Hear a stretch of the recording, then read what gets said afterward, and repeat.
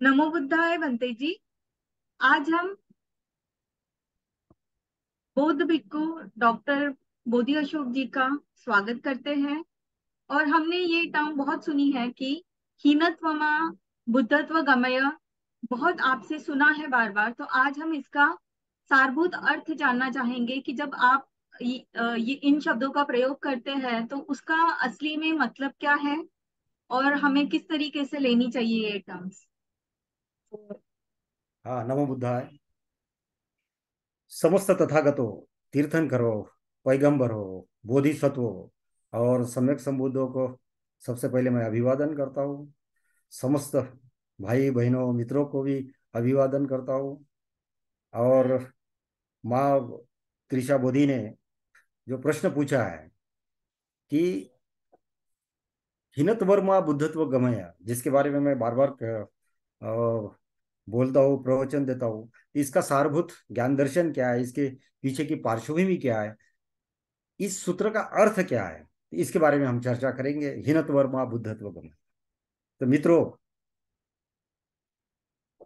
हजारों हजारों सालों से, युगों युगों से जो भी व्यक्ति जीवन को समझता, सत्य को उपलब्ध होता, तो संबोधि को, समाधि को उपलब्ध होता, तो उस व्यक्ति में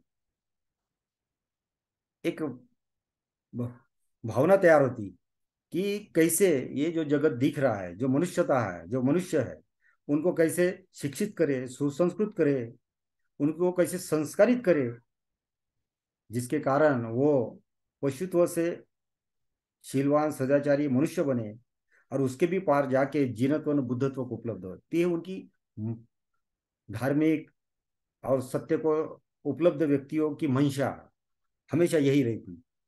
तो फिर वो चाहते क्या है, वो क्या चाहते, कैसा चाहते कि मनुष्य कैसे उत्क्रांत हो, कैसे विकसित हो। तो उन्होंने कुछ सूत्र दिए और वो चाहते कि इन सूत्रों का अगर आप अनुभव करते, इनको समझते, जानते, जीवन में उतारते, तो आपके जीवन में इवोल्यूशनरी रिवोल्यूशन हो सकता है, परिवर्तन हो सकता है। तो उन्होंने ऐसे तीन महावाक्य, तीन महासूत्र जगत को दिए, पूरे ह्यूमैनिटी को दिए। तो पहला सूत्र है मृत्योर्मा अमृत गमय।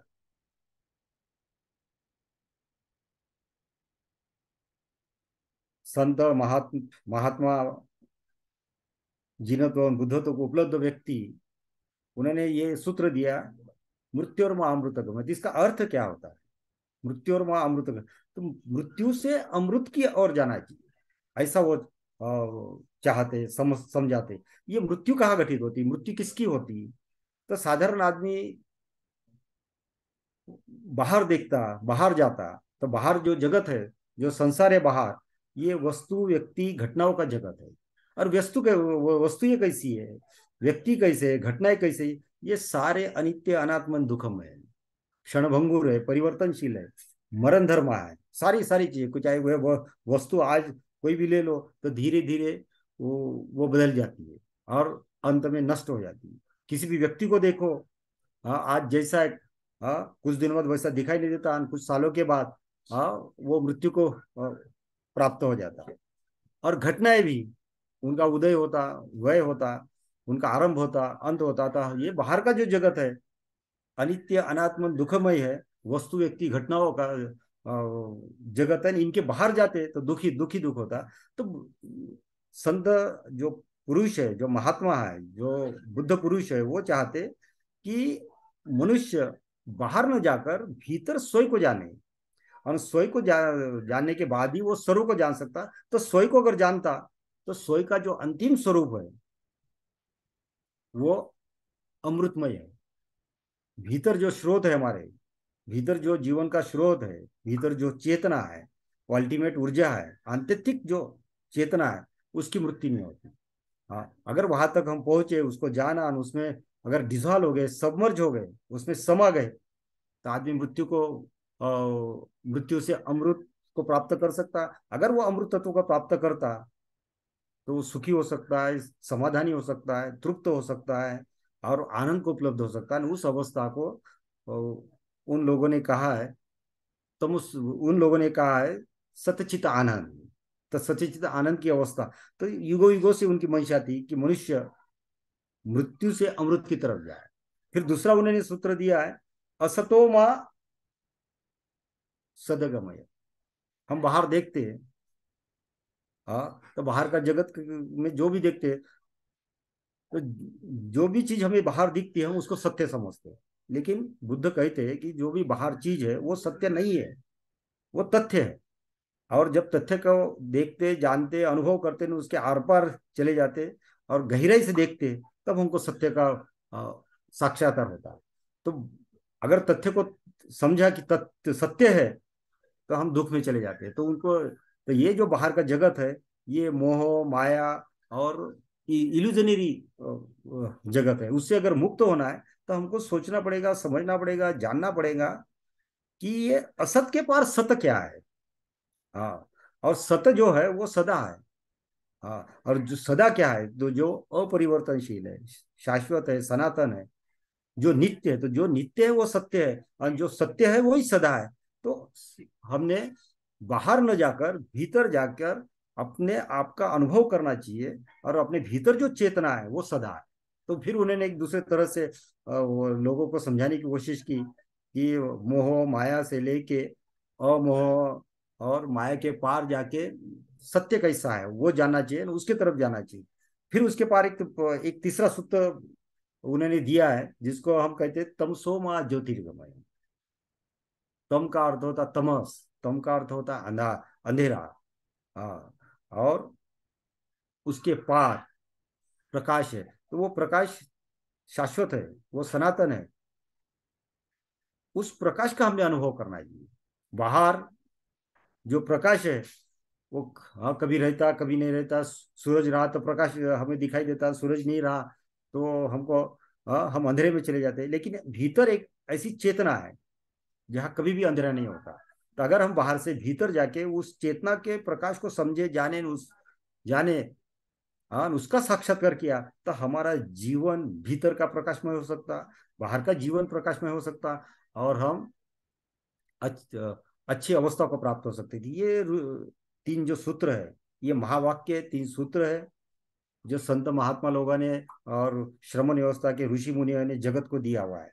लेकिन ये तीन सूत्रों से हम देखते हैं, तो इनका जो उद्देश्य था बुद्धों का, ये उद्देश्य था कि पशुत्व के ऊपर मनुष्यत्व और मनुष्यत्व के ऊपर बुद्धत्व को उपलब्ध हो, और बुद्धत्व को उपलब्ध होके जो डिविजन है मनुष्य के, वो डिविजन खत्म हो, सारी मानवता एक हो, अखंड हो। हाँ, और एक दूसरे को प्रेम करे, एक दूसरे को और ऊंचाई पे लेके जाए, ये उनकी उनकी मंशा थी, ये उनका उद्देश्य था। लेकिन अभी तक वो उद्देश्य पूरा नहीं हुआ। और इसलिए हम देख रहे कि मनुष्य मनुष्य को ही खत्म कर रहा है। हाँ, सारी इकोलॉजी को खत्म कर रहा, सारे पशुओं को खत्म कर रहा, पेड़ पौधों को खत्म कर रहा। और उन्होंने ने इस तरह के विपल्स खड़े कर दिए कि अभी मनुष्यता ही पूरी खत्म हो सकती है। हाँ, तो फिर से हमने सारे धर्मों का अभ्यास किया, ऋषि मुनियों का अभ्यास किया, इन सूत्रों का गहनता से अनुभव किया। और अनुभव करने के बाद फिर एक चौथा सूत्र अ, निर्माण किया। उस सूत्र को हम बोलते हीनत्व वर्मा बुद्धत्व गमय। तो हमें ये समझना है कि हीनत्व क्या है। तो हीन से हीनत्व है, हीन से हीनता, इंफिनिटी कॉम्प्लेक्स। तो ये हीन क्या है, और हीन के पार, हाँ, हम जो कैसे जीनत्व बुद्धत्व को उपलब्ध हो सकते हैं। तो हीनत्व का अर्थ समझना पड़ेगा, जीनत्व का अर्थ समझना पड़ेगा, और उसके भी पार जाके बुद्धत्व का अनुभव करना पड़ेगा, बुद्धत्व को समझना पड़ेगा। तो जो बुद्धत्व है ये इवोल्यूशनरी अवस्था है मानवीय जीवन की, उच्चतम अवस्था है। उसी अवस्था को हम कह सकते निर्वाण, उसी अवस्था को हम कहते सकते समाधि, उसी को हम कहते संबोधि। हाँ, और उस बुद्धत्व में ही मनुष्य की मुक्ति होती है। तो किसी के शास्त्रों में मोक्ष शब्द दिया है, किसी ने मुक्ति दिया हुआ है, लेकिन अंतिम जो अवस्था है वो संबोधि समाधि। तो जब हम सारी चीजों से, सारे दुखों से मुक्त होते और वो अवस्था प्राप्त करते, समाधि संबोधि, तो वो अंतिम अवस्था को ही बुद्धत्व का है। तो हमको ये समझना पड़ेगा कि हीनत्व क्या है। जितने भी धर्म है पृथ्वी के ऊपर,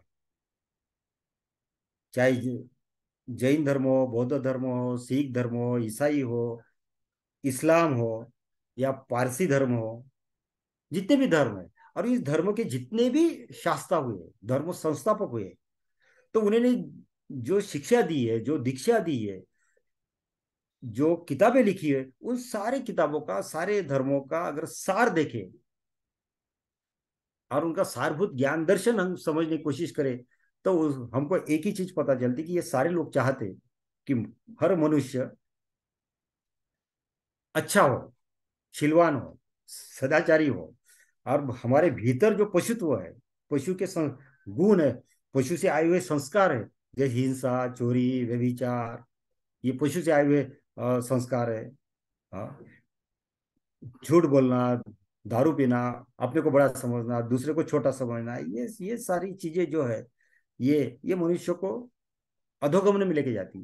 तो हाँ, तो मनुष्य अधोगमित न हो गए, ऊर्ध्वगमन उसका कैसे हो, इसके हिसाब से हर धार्मिक लोगों ने अपने अपने एरिया में अपने अपने लोगों को ये शिक्षा दी। लेकिन हम देख रहे हैं कि लोगों ने उनकी शिक्षा सही ढंग से ग्रहण नहीं की, और ग्रहण न करने से वो स्वयं दुख में जा रहे हैं और दूसरे को भी दुख में लेके जा रहे हैं। और इतना ही नहीं, वो सारे लोग अपने आप को ही मार रहे हैं, अपने अपने लोगों को ही वो नष्ट कर रहे हैं। तुम देख लो पूरे दुनिया में कैसे युद्ध हो रहे हैं। पहला युद्ध कैसे हुआ, दूसरा युद्ध हुआ ना, आज भी पृथ्वी के ऊपर जिधर देखो उधर युद्ध ही हो रहे। तो युद्ध क्यों हो रहे? तो युद्ध हो रहे अज्ञान के कारण, अविद्या के कारण, इंफिनिटी कॉम्प्लेक्स के कारण, और ग्रीड के कारण, लोभ लोभ के कारण। और हम चाहते कि हमारा और विस्तार हो, हमारा विस्तार हो, लेकिन दुनिया सीखती नहीं। सिकंदर ने इच्छा जाहिर की थी कि मैं पूरी दुनिया जीतूंगा। तो डायोजनीस के पास जाके उन्होंने आशीर्वाद लेने गए, तो बोले मैं तुमको आशीर्वाद नहीं देता हूँ। हाँ, क्यों? क्योंकि तुम लोगों को मारने जा रहे हैं, मारकर जमीन कैप्चर करोगे, साम्राज्य का विस्तार करोगे, तो लोगों के मृत्यु के ऊपर तुम साम्राज्य विकसित करना चाहते हैं, सिकंदर बनना चाहते हैं, तो मैं तुमको आशीर्वाद नहीं दूंगा, और ये तुम्हारी मंशा कभी भी पूरी नहीं होगी। इसलिए सिकंदर दुनिया जीत नहीं सका और रास्ते में मर गया। तो हमने देखा उसकी शव यात्रा में उसके हाथ खाली थे। उसने एक डेथ विश लिख कर रखी थी कि मुझे जब दफनाने को लेके जाएंगे या जलाने को लेके जाएंगे, तो मेरे हाथ खाली लेके जाना, ताकि दुनिया देखे कि सिकंदर भी मरता, सम्राट भी मरता, तो उसके हाथ खाली जाते। लेकिन उससे हम सीखे नहीं। फिर हमने देखा ना उसके बाद, हाँ, फर्स्ट वर्ल्ड वॉर हुआ, फिर हम देखे कि हिटलर आया, हिटलर ने भी बोलते कि 10 करोड़ लोग मारे। हाँ, फिर उसके बाद भी अगर युद्ध हो रहे, लेकिन दुनिया सीखती नहीं है। तो हमको यह समझना पड़ेगा कि हीनत्व क्या है। हाँ, और जब तक हम हीनत्व को नहीं समझते, तब तक हम हीनत्व के ऊपर जीनत्व और बुद्धत्व को पा नहीं सकते। और जब तक हम जीनत्व को समझते नहीं, प्राप्त नहीं करते, और उसके भी पार जाके बुद्धत्व को उपलब्ध नहीं कर सकते, ह्यूमैनिटी हाँ अच्छी नहीं हो सकती। यहाँ के सारे मनुष्य एक नहीं हो सकते और विकास नहीं कर सकते। नहीं तो अभी कई साइंटिस्ट लोगों ने भविष्यवाणी की है कि स्टीफन हॉकिंग्स, हाँ, आप अगर पढ़ेंगे हाँ उनकी भविष्यवाणी स्टीफन हॉकिंग्स की, कि उसने भविष्यवाणी की कि मुझे लगता कि आने वाले 100-200 साल में ह्यूमैनिटी जिंदा नहीं रहेगी। क्यों? क्योंकि लोगों का जो विकास हो रहा है, और जो लोग विकसित हो रहे, तो लोग विकसित नहीं हो रहे, वो सिर्फ विपन विकसित कर रहे, और शस्त्र विकसित कर रहे, हाँ, न्यूक्लियर बम भी विकसित कर रहे हैं, इस तरह से विकसित कर रहे कि 1000 बार पृथ्वी को खत्म कर सकते। तो जब तक इस तरह के लोगों का मन, लोगों की चेतना हम परिवर्तित नहीं करते, ट्रांसफॉर्म नहीं करते, तब तक मनुष्यता का कोई भविष्य नहीं है। ये ऐसी भविष्यवाणी की है। तो ये, हाँ, तो ये अगर मनुष्यता को बचाना है, ये इतनी सुंदर पृथ्वी को बचाना है, यहाँ के पशु पक्षी, पेड़ पौधे, ये इतना सुंदर हाँ निसर्ग है, प्रकृति है, और उसमें जी रहे हम सब लोग हाँ, है, तो इनको से अगर बचाना है, तो हमको समझना पड़ेगा हीनत्व क्या है। अगर हाँ, तो ये हीनत्व, तो हीनत्व क्यों है? हीनत्व है अज्ञान के कारण, हीनत्व है अविद्या के कारण। ये वर्ड है महावीरों के, ये वर्ड है बुद्धों के। अविद्या, अविद्या पच्याय संखारा, संखारा पच्याय विज्ञान। और ये जो विज्ञान है, विज्ञान तो ये पाली प्राकृत का शब्द है। ज्ञान का अर्थ होता ज्ञान, और वि का अर्थ विपर्यस्त, विपरीत, विकृत। तो अविद्या के कारण, अज्ञान के कारण हम जो लोगों को संस्कारित करते हैं, हम भी खुद को संस्कारित करते, एजुकेट करते, कंडीशनिंग करते, प्रोग्राम करते, उसके कारण एक अलग तरह का मन तैयार होता है। हाँ, उसको महावीर ने, बुद्ध ने विज्ञान बोला है। हाँ, विपर्य का केंद्र बोला है, मिथ्या केंद्र, असम्यक ज्ञान का केंद्र। और ये जो विज्ञान है, ये विपर्य का जो केंद्र है, इससे विकार निकलते, इससे विकृति निकलती, और इससे अहंकार निकलता है, इससे मय का भाव निकलता है, विकृत संस्कृतियां है। तो जब तक हम अविद्या की जगह विद्या, हाँ, और विद्या से हम ज्ञान प्रज्ञा प्राप्त नहीं करते, और तब तक हम स्वयं विमुक्त नहीं होते, हम मनुष्यता को भी विमुक्त नहीं कर सकते, और अच्छी मानवीय संस्कृति पैदा नहीं कर सकते। तो अविद्या पच्याय संखारा, संखारा पच्याय विज्ञान, इसकी जगह, अविद्या की जगह विद्या। हाँ, विद्या कैसी विधि है, वो मेथड है। हाँ, वो एक ऐसी विद्या है जिससे हर मनुष्य विमुक्त हो सकता। तो विद्या की व्याख्या है, विद्या विनिमय विमुक्त थे। विद्या एक ऐसा ज्ञान है, ऐसी प्रज्ञा है, हाँ, ऐसा नॉलेज है, ऐसा नोइंग है कि जिसके कारण मनुष्य विमुक्त हो सकता है। और विमुक्त जो व्यक्ति होता है, हाँ, वही दुनिया का सबसे सर्वश्रेष्ठ मनुष्य है। तो ये हमको समझना पड़ेगा कि अविद्या को कैसे नष्ट करने का, विद्या कैसे लाना, विद्या से विमुक्त कैसे होना। हाँ, ये विद्या से, ध्यान से ज्ञान, और ज्ञान से अज्ञान कैसे नष्ट करने का। और अज्ञान अगर नष्ट होता है, हाँ, लेकिन ये एक बहुत कठिन है समझना। तो जब तक किसी आदमी को ये पता नहीं चलता कि मैं अज्ञानी हूं, ज्ञान की यात्रा नहीं होगी। और यहाँ कोई भी आदमी अपने को अज्ञानी नहीं समझता, कोई भी आदमी अज्ञान नहीं समझता, कोई भी नहीं समझता। ऐसा बोलते, यूनान में मैंने एक कहानी सुनी। यूनान में एक इंटेलेक्चुअल लोगों का ग्रुप, एक देवी है वहाँ, जीवित देवी करके थी। तो उनके पास गए, बाहर से आए हुए, कि हमको यूनान में सर्वश्रेष्ठ ज्ञानी आदमी का नाम बताओ, हमें उनसे शिक्षा ग्रहण करनी है। तो वो देवी का नाम था डेल्फी, डेल्फी की देवी। उसके पास गए, उनको पूछा, तो उन्होंने बोला कि यूनान में एक ही आदमी ज्ञानी है, एक ही आदमी ज्ञानी है, दूसरा नहीं है। तो बोले कौन? तो सॉक्रेटिस। तो सब लोग सॉक्रेटिस के पास गए, और सॉक्रेटिस के पास जाके उन्होंने बोला कि देवी ने हमको भेजा है, हाँ, आप सर्वश्रेष्ठ ज्ञानी है, और हम ज्ञान की शिक्षा ग्रहण करने आए, हाँ, तो हमको ज्ञान दो। तो बोले आपको किसने बोला कि मैं ज्ञानी हूं? तो बोले देवी ने बताया। हाँ, तो बोले देवी ने गलत बताया, मैं ज्ञानी आदमी नहीं हूँ, मुझे किसी तरह का ज्ञान नहीं है, मैं बहुत सीधा साधा आदमी हूँ, और मुझे कोई ज्ञान नहीं, मैं अज्ञानी हूँ, और इसलिए मैं तुमको कोई ज्ञान नहीं दे सकता। फिर वापस गए, वापस गए वो देवी के पास, और उन्हें पूछते कि वो, उन्हें तो हमको वापस भेजा। हाँ, उन्होंने ये कहा कि मैं निपट अज्ञानी आदमी हूं, और वापस भेज दिया, तो वो तो अज्ञानी है। तो देवी ने क्या बोला, जो आदमी खुद को अज्ञानी समझता वही तो ज्ञानी है, वही सबसे बड़ा ज्ञानी है। और जो आदमी खुद को ज्ञानी समझता, वो ज्ञानी कैसे हो सकता है? कि ज्ञान में तो स्व का अनुभव होता, पर का अनुभव होता, भीतर का अनुभव होता, बाहर का अनुभव होता, और वो अनुभूति के कारण वो समाधि को प्राप्त होता, शून्यत्व पूर्णत्व को प्राप्त होता, और वो खो जाता, उसको पता ही नहीं होता ज्ञानी आदमी को। और जिस आदमी को पता है मैं ज्ञानी हूँ, तो वो ज्ञानी कैसे हो गया? वो अज्ञानी हो गया, तो उनको बोध है। तो अज्ञान का बोध जिसे भी होता है, तो ज्ञान की यात्रा होती है, और ज्ञान से परिवर्तन हो सकता है। अगर ज्ञान नहीं है, तो मनुष्यता में परिवर्तन, विचारों, भावनाओं में, कर्म में, धर्म में कोई परिवर्तन नहीं होगा। ये अज्ञान के कारण अंधविश्वास है, अज्ञान के कारण अंधश्रद्धा है, अज्ञान के कारण बिना जाने मानने वाले आस्तिक, अज्ञान के कारण बिना जाने मानने वाले नास्तिक। हाँ, ये अज्ञान के कारण ही मनुष्य अहंकार में चले जाता है, ये अज्ञान के कारण अभिप्सा करता, आकांक्षा करता, और ये अज्ञान के कारण ही अतृप्त होता, ये अज्ञान के कारण ही मनुष्य दुख में चले जाता। तो ये अज्ञान का बोध हुआ तो ज्ञान की यात्रा शुरू शुरू होगी। तो ये अज्ञान के कारण हीनत्व है। तो ये जो हीनत्व है, ये अविद्या के कारण, अज्ञान के कारण हीनत्व है। तो सबसे पहले 2600 पहले जो पहला प्रवचन दिया बुद्ध ने, वो हीनत्व के ऊपर है। तो उन्होंने प्रवचन दिया कि आदमी हाँ, दुख में क्यों जा रहा है, युद्ध क्यों क्यों हो रहे हैं, ये इतनी बीमारियां क्यों हो रही है। तो लोगों को अगर दुख से मुक्त करना है, युद्ध से मुक्त करना है, और अच्छी संस्कृति का निर्माण करना है, तो तुमको क्या करना पड़ेगा, दो चीजें नहीं करना है, बुद्ध ने बोला। और ये दोनों भी चीजें हीन है। और ये चीजें हीनता में लेके जाती, हीनत्व में लेके जाती, स्वयं भी दुख में ले जाती, दूसरों को भी दुख में लेके जाती। तो हीनत्व क्या है, तो बुद्ध बोलते हैं,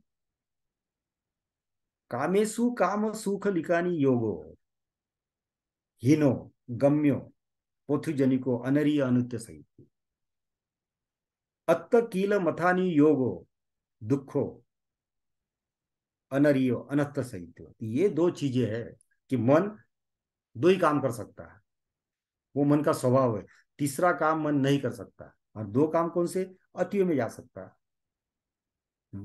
अतियों मतलब किसी स्त्री के पीछे जा सकता पागल होके, एक स्त्री दो स्त्री, एक पुरुष दूसरा पुरुष, हाँ व्यभिचार में जा सकता। फिर उसे दुख मिला उस विषय भोग से, तो वो हाँ गृहस्थ त्याग कर लेता, सन्यासी बन जाता, हिमालय में चले जाता, हाँ त्याग में चले जाता। एक आदमी धन के पीछे चले जाता, और फिर हाँ धन से अगर दुख मिला तो धन का त्याग कर देता, और निर्धन होके भिखारी बन के सन्यासी बन के जीता। कोई आदमी बहुत ज्यादा एक्सरसाइज करता, कोई बिल्कुल ही एक्सरसाइज नहीं करता, कोई अति भोजन में चले जाता, और फिर देखा अति भोजन से तकलीफ हो रही, भोजन बढ़ रहा, बीपी बढ़ रहा, हार्ट अटैक आ रहा, तो फिर एकदम भोजन छोड़ देता। उपवास करते महीने महीने, कई संप्रदाय कई धर्म है कि महीना महीना दो दो महीने तीन तीन महीने खाना नहीं खाते। ये अतिया है। हाँ कोई आदमी हाँ हिंसा में चले जाता, मारते जाता फिर एकदम अहिंसक हो जाता। कोई आदमी चोरी में चले जाता, और फिर एकदम अचोरे धारण कर लेता। कोई काम के पीछे जाता, फिर अकाम के पीछे चले जाता। कोई आदमी झूठ के पीछे चला था, झूठ ही झूठ बोलेगा हर चीज। कोई आदमी नहीं, सत्य के पीछे चले जाता। तो ये अतिया है मन। हाँ ये द्वंद्वात्मक जीवन है मन का बाहर का। इस अतियों को नहीं समझे तो अतियों में अंत होता है। हाँ ये अतियों के कारण अस्वस्थ होता आदमी। तो ये अतियों के पार बुद्ध बोलते हैं कि मैं एक मध्यम मार्ग दे रहा हूँ। तो हीनत्व के पार जिनत्व और बुद्धत्व का मार्ग है, वो मार्ग है मध्यम मार्ग। तो ये अगर ये मध्यम मार्ग नहीं समझा, तो आदमी फिर विषय भोग में जाता, नहीं तो विषय त्याग में जाता, दूसरों को मारता नहीं तो स्वयं को मारता, कभी व्यभिचार में जाता, काम में जाता, कभी ब्रह्मचर्य का व्रत धारण करता। नहीं ये दोनों भी चीजें आदमी को बीमार करती, डिसी डिसीज करती। हाँ तो इसके पार बुद्ध ने जो तीसरा मार्ग बताया, मध्यम मार्ग, तो ये मध्यम मार्ग है कि भोग और त्याग के पार। भोग और त्याग से रोग होता, तो भोग और त्याग के पार कैसे जा सकते, रोग के पार कैसे जा सकते, तो वो योग है। तो योग मार्ग है, जिनत्व से जिनत्व, जिनत्व का बुद्ध का। तो योग को समझ लेना पड़ेगा। तो योग भी कोई एक हाँ एक साइंस है, जीवन का सत्य जानने का, और स्व और पर के पार जाने का, मैं और तू के पार जाने का, धर्म को जानने का एक मार्ग है योग। लेकिन ये हाँ लेकिन इसको भी समझना बहुत कठिन है। ये बहुत अद्भुत अलौकिक रहस्यमय शब्द है। तो योग भी एक चीज नहीं है, इसका भी इवोल्यूशन हुआ है। तो इसलिए हमको इवोल्यूशनरी प्रोसेस ऑफ योगा समझ लेना पड़ेगा। तो एक योग है बुद्ध के पहले का, जो ऋषि मुनि सिखाते थे, हड़प्पा मोहनजोदाड़ो संस्कृति के श्रमण व्यवस्था के ऋषि मुनि सिखाते थे। तो वो जो इस्टेब्लिश योगा था बेसिक, तो सिद्धार्थ गौतम ने वो योगा सीखा उद्दक रामपुत्र से और आलार कालम से, 8 स्टेप्स योगा सीखा। उसी को बाद में पतंजलि ने आर्य अष्टांगिक योग करके किताब लिखी। तो वो जो सूत्र है वो तो उन्होंने अभी नाम लिखने की परंपरा प्रक्रिया अभी शुरू हुई है। हजारों साल पहले तो वो लोगों के में मुखद्वत रहती थी, सब पाठ रहता था। तो उद्दक रामपुत्र का नालार कालम का जो योग था वो बेसिक योग है, सिद्धार्थ ने सीखा। लेकिन उससे सिद्धार्थ को ये समझ में आया कि इससे आदमी दुख मुक्त नहीं होता, अतियों के पार वो संतत्व जिनत्व उपलब्ध, बुद्धत्व उपलब्ध नहीं होता, दुख मुक्त नहीं होता। तो फिर सिद्धार्थ गौतम ने पीपल के वृक्ष के नीचे साधना की, बोधि की साधना, संबोधि की साधना, ज्ञान की साधना और परम ज्ञान प्राप्त किया, उनमें उनको पता चला। और वो फिर बुद्ध ने 5 भिक्षुओं को उसका धम्मचक्र प्रवर्तन सुत्त दिया, समझा के बताया ना, 5 लोग बुद्ध हो गए। फिर जीवन भर उन्होंने उसकी साधना सिखाई, और वो चले गए तो 500 लोग छोड़ के चले गए, अरहत थे। और वो 500 लोगों ने फिर पूरी दुनिया में बुद्ध की शिक्षा दीक्षा को फैलाया, प्रचार किया। फिर बुद्ध के बाद फिर बोधि धर्म आए, तो उन्होंने एक डायनेमिक योगा, डायनेमिक मेडिटेशन शुरू किया। तो सिद्धार्थ का एक सिंपल योगा है, सिंपल मेडिटेशन है। बुद्ध का एडवांस मेडिटेशन है, एडवांस योगा है, जिसको विपश्यना के तहत वो सिखाते हैं। और फिर उसके बाद बोधि धर्मा ने एक नया डायनेमिक मेडिटेशन और डायनेमिक योगा और डायनेमिक बुद्धिज्म की शिक्षा दी, और उसके भी पार जैन की बुद्धि, जैन बुद्धिज्म डेवलप हुआ। तो ये प्रोसेस है, ये प्रक्रिया है, विचार की, भावनाओं की, ध्यान की, योगा के उत्क्रांति की प्रक्रिया प्रक्रिया। तो इसको हमको स्टेप बाय स्टेप समझना पड़ेगा। आपको भी ध्यान करना है, ज्ञान प्राप्त करना है, मेडिटेशन करना है, तो पहले बेसिक चीज समझना पड़ेगा। बेसिक, हाँ, वो अष्टांग योग समझना पड़ेगा। उसका विवेचन कैसा, बेसिक लेवल का। गीता में विवेचन है, कुछ उपनिषदों में विवेचन है। हाँ, तो वो किताबें पढ़ना चाहिए, ऐसे दलाई लामा में लिखा हुआ है। वो किताबें बाबा साहब ने खुद पढ़ी, और उन्होंने खुद लिख के रखा है कि कुछ उपनिषद बहुत अच्छे है करके। तो हमने वो बेसिक चीजें सीखना पड़ेगा। और वो सीखने के बाद बुद्ध ने वो बोधि संबोधि कैसे प्राप्त की, और फिर वो कैसे मार्ग दिया आत्मदीप भव का, तो वो जानना पड़ेगा। उसके भी पार बोधि धर्म का अभ्यास करना पड़ेगा, जैन का अभ्यास करना पड़ेगा। तब हम समझ पाएंगे कि अज्ञान के पार ज्ञान, ज्ञान के पार ज्ञानातीत, केवल ज्ञान कैसे प्राप्त करना, अविद्या से विद्या, विद्या से कैसे विमुक्त होना। हाँ, फिर कैसे पशुत्व से मनुष्यत्व, और मनुष्यत्व के पार बुद्धत्व कैसे प्राप्त कर सकते। तो इसको हमको इस मार्ग पे चल के समझना पड़ेगा। अगर नहीं समझे तो हम तो दुख में चले जाएंगे, मनुष्यता भी दुख में चले जाएगी, और फिर मनुष्यता का कोई भविष्य नहीं। तो यहाँ का उज्जवल भविष्य करना है, गरिमा में भविष्य करना है मनुष्यता का, सारे मनुष्य को जोड़ना है। तो तो जोड़ना तो एक ही मार्ग है, और वो है ध्यान का मार्ग, ज्ञान का मार्ग। और उस ध्यान के ज्ञान के मार्ग को बुद्ध ने बोला है मध्यम मार्ग। मध्य मार्ग बाहर भी देख रहे, भीतर भी देख रहे, स्वयं को भी देख रहे, पर को भी देख रहे। और फिर जो द्वंद्व है बाहर का भीतर का, प्रेम है, घृणा है, तो ये द्वंद्व है, उसके पार नीति अनति, धर्म अधर्म, अच्छा बुरा, ये सारी जितनी चीजें हैं, हाँ, ये द्वंद्वात्मक अवस्था बाहर है, भीतर द्वंद्वात्मक अवस्था है। तो ये द्वंद्व को समझना, जानना, आर पार जाना, तथ्य के भीतर सत्य की खोज करना, फिर बाहर जाके निर्द्वंद अवस्था प्राप्त करना। हाँ, द्वैत के बाद अद्वैत अवस्था प्राप्त करना। उस अद्वैत अवस्था को बुद्ध ने समाधि बोला, संबोधि बोला। और अद्वैत के भी पार शून्यता। तो कुछ लोग है बोलते एक है, कुछ लोग बोलते ना भगवान एक है, परमेश्वर एक है, अल्लाह एक है। तो फिर हाँ, फिर दूसरी एक संस्कृति पैदा बोलते दो, एक नहीं है। हाँ, एक नहीं, क्योंकि एक बोला तो दो आता, तीन आता, एक श्रृंखला बढ़ती। तो वो एक को नहीं मानते हम कहते दो नहीं है। हाँ, दो नहीं है, तो अद्वैत मतलब दो नहीं है। तो बुद्ध ने एक तीसरी संस्कृति पैदा करने की कोशिश की, शून्यता। एक नहीं, दो नहीं, शून्यता। हाँ, सबके पार। और जब शून्यता प्राप्त करते, पूर्णता प्राप्त करते, तो शून्यता प्राप्त व्यक्ति अहंकारी कैसे हो सकता है? शून्यता प्राप्त व्यक्ति अतियों में कैसे जा सकता है? हाँ, शून्यता प्राप्त व्यक्ति डिविजन्स कैसे करता, विभाजन कैसे कर सकता? मैं छोटा, मैं बड़ा, ये शिया, ये सुन्नी, ये कैथोलिक, ये प्रोटेस्टेंट, ये हीनयान, ये महायान, ये श्वेतांबर, ये दिगंबर, हाँ, ये इस धर्म का, वो उस धर्म का, ये कैसे प्राप्त कर सकता था? इसलिए बुद्ध ने आखिरी शब्द दिया, शून्यता। और ऐसा ही मोहम्मद पैगंबर ने भी लिखा हुआ है, अगर सही ढंग से पढ़ो तो वो बोलते हैं मस्जिद।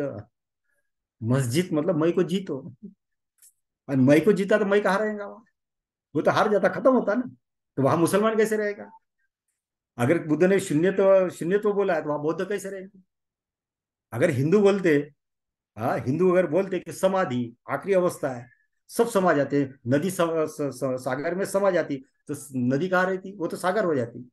हाँ, वहां नदी रहती नहीं तो वहां फिर कैसे रहेंगे, ब्राह्मण कैसे रहेंगे, शूद्र क्षत्रिय वैश्य कैसे रहेंगे, डिविजन कैसे रहेंगे। ये बोलने की बातें है सारे धर्मों की, लेकिन समझते नहीं, समझाते नहीं, वैसे जीते नहीं। तो फिर से हमको समझना पड़ेगा, जानना पड़ेगा, ये सटीक साइंटिफिक मार्ग है, इवोल्यूशनरी मार्ग है, ये श्रमण व्यवस्था का। हाँ, इस श्रमण की व्यवस्था में जो ऋषि मुनि पैदा हुए, 24 तीर्थंकर हो गए, बुद्ध हो गए, और बुद्ध के भी पार अनेक बुद्ध की श्रृंखला है। ऐसा कहते हैं कि बुद्ध के पार 300 बुद्ध हो गए, हमें पता ही नहीं कौन से हो गए, हमने नाम भी पता नहीं। हमको इतना ही पता है कि बुद्ध के पार, हाँ, वो 5 भिक्षु हो गए, फिर 500 हो गए, हाँ, फिर वो 500 भिक्षुओं के पार अब, हाँ, आतिशा हो गए, सरोपा नरोपा तिलोपा हो गए, फिर बोधि धर्मा हुए, हाई हुई हुई, सुसान हो गए, डोजेन हो गए, रिंझाई हो गए, ऐसे कितने, हाँ, लाओसे हो गए, चांगसू हो गए, लिहोत्सु हो गए, ऐसे हमको पता ही नहीं हो, हाँ, इनके नाम। इन्होंने कैसे नए नए तरीके से थॉट दिए, हाँ, सूत्र दिए जीवन जीने के। तो ये सारी चीजों को समझना पड़ेगा, अगर सारे लोगों को समझते। और आज जो विज्ञान है, पदार्थगत विज्ञान है, हाँ, और अभी वो साइंस भी बहुत गहराई में जा रहा, भीतर जा रहा, और वो धीरे धीरे पदार्थ के पार, अणु अणु के पार, वो जो ऊर्जा है वहां तक गया। तो उसको भी पता चलता कि हम भीतर भी, ये शरीर पदार्थ है, मन भी पदार्थगत है, उसके पार चले जाते हैं। तो एटम ऑफ कॉन्शियसनेस है, और उसके भी पार कॉन्शियसनेस है, तो भीतर भी ऊर्जा है, बाहर भी ऊर्जा है, और उस ऊर्जा को प्राप्त अगर कर लिया, हाँ, तो मनुष्य बुद्धत्व को प्राप्त हो सकता था। अभी मेडिकल साइंस भी धीरे धीरे धीरे ध्यान की तरफ, योग की तरफ जा रहा था। अभी फर्स्ट एमबीएस में अगर देखोगे तो सारी चीजें आ गई, आसन प्राणायाम, मेडिटेशन, सारी सारी चीजें आ रही, और इतना रिसर्च चल रहा है मेडिकल साइंस में, ध्यान के ऊपर, योग के ऊपर। तो साइंटिफिक में ध्यान और योगा धर्म साइंटिफिकली समझना पड़ेगा। अगर साइंटिफिकली समझते तो फिर ये जो साइंस है, पदार्थगत विज्ञान, जिससे पदार्थ का विकास हो रहा था, ये भी विज्ञान है, लेकिन धर्म भी विज्ञान है, स्व को डेवलप करने का, स्व को विकसित करने का। तो हमारी मंशा ये है कि विज्ञान से बाहर का विकास हो, और धर्म ऐसा विज्ञान बने कि भीतर का विकास हो, और दोनों विकास, दोनों तरह से हम विकसित होते तो बाहर समृद्ध, भीतर समृद्ध, तो वो व्यक्ति प्रबुद्ध हो सकता, और मनुष्यता अच्छी हो सकती। तो ये है हिनत वर्मा बुद्धत्व गमय। हाँ, तो ये हमने जो 3 सूत्र थे, मृत्योर्मा अमृत गमय, असतोमा सद गमय, तमसोमा ज्योतिर्गमय, इनको फिर से, हाँ, हाँ, सारभूत एक शब्द सूत्र में डाल दिया, और ये हमारा सूत्र है। हाँ, अम्बेडकरी बुद्धिज्म का ये सूत्र है, हिनत वर्मा बुद्धत्व का। चलो, हिनत वर्मा बुद्धत्व गमय, हिनत वर्मा बुद्धत्व गमय, सब मनुष्यता उस ऊंचाई को प्राप्त हो और मुक्त हो। फिर से मैं सारे तथागत तीर्थंकर, पैगंबर, बोधिसत्व, सम्यक संबुद्धों को नमन करता हूँ, सारे भाई बहनों को, मित्रों को नमन करता हूँ। इसे समझे, जाने, और खुद का विकास करे, और मनुष्यत्व को एक करने के लिए प्रयास करे। नमो बुद्धाय। नमो नमो। बुद्धाय बनते जी। बहुत ही अच्छा उपदेश दिया आपने। और बहुत सारी चीजें हम बेसिक लेवल पे भी नहीं समझ पाते। पूरे प्रवचन में मुझे ये बात समझ आई कि पहले ये जान लेना जरूरी है कि हम अज्ञानी हैं। हाँ। जिस दिन ये एक्सेप्टेंस, सबसे पहली स्टेज या पहली सीढ़ी जो है, पहली पायरी, पहली पायदान जो है, वो है ये एक्सेप्ट कर लेना कि मैं अज्ञानी हूँ। वहीं से ज्ञान आना, वहीं से ज्ञान की प्राप्ति का मार्ग ढूंढने की शुरुआत हो जाएगी। जब तक हम ये मानते रहेंगे कि मैं तो मास्टर्स हूँ, मैं पीएचडी हूँ, मैं ये हूँ वो हूँ, अपने आप को ये मटेरियलिस्टिक चीजों से रैप करके रखेंगे, तब तक नहीं होने वाला। तो मैंने तो आपके साथ थोड़ी सी शुरुआत कर दी है कि मैं अज्ञानी हूँ, और ज्ञान का मार्ग कहीं ना कहीं आपके ही थ्रू मुझे मिलेगा। तो बहुत धन्यवाद देते हैं आपको कि आपने हमें इतना अच्छा उपदेश दिया है, और हम आगे भी आपसे सुनेंगे। नमो बुद्धाय। जय हाँ, भीम। बहुत शुभमंगलम, बहुत शुभमंगलम, बहुत शुभ।